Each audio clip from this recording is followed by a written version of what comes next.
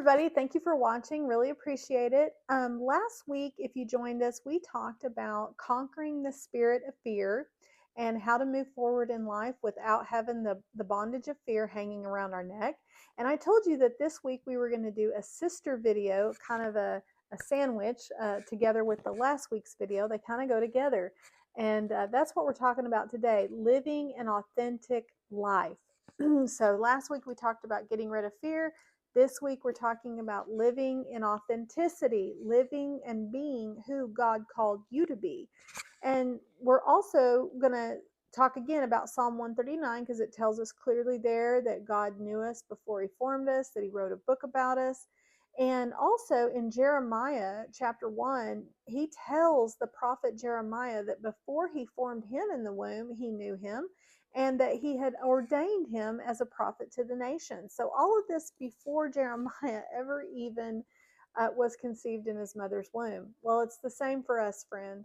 There is a destiny on each of our lives, and we are not going to feel truly fulfilled until we get that figured out and we get on the path to that.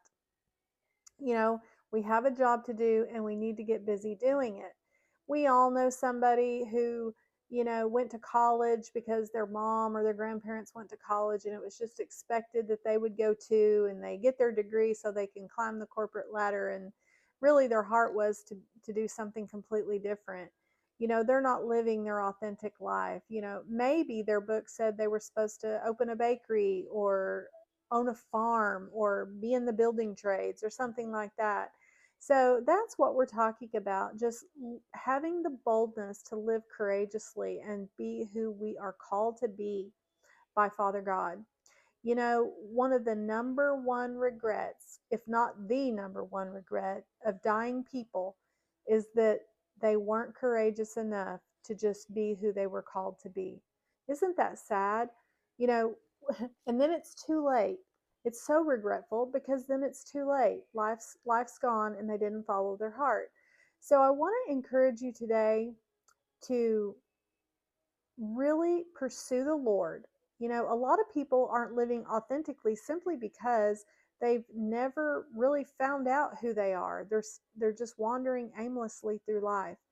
And this is found in the secret place. This is found in communion with God. This is found through studying and meditating on the word and really having our ears open and listening.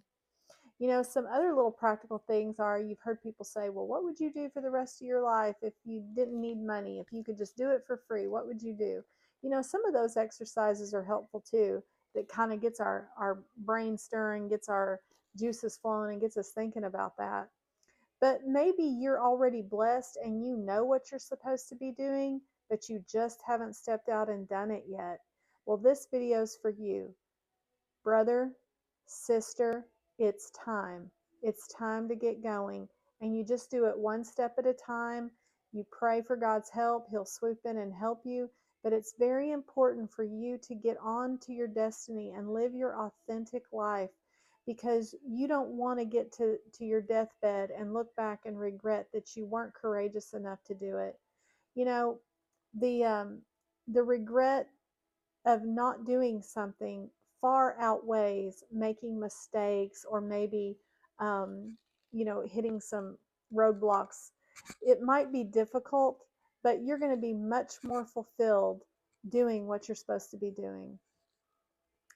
Jesus Christ was the most authentic person that ever walked, and he is our example. He didn't live to please man. He only lived to please one, and that was Father God. He said, I came to do the will of my Father and to do what he needs me to do. And folks, we're the same. He is our example, and we need to get busy doing it. Read Jeremiah 1, read Psalm 139, get in your prayer closet, find out what you're here to do, and get busy doing it. I love you. I bless you. I'll see you next week.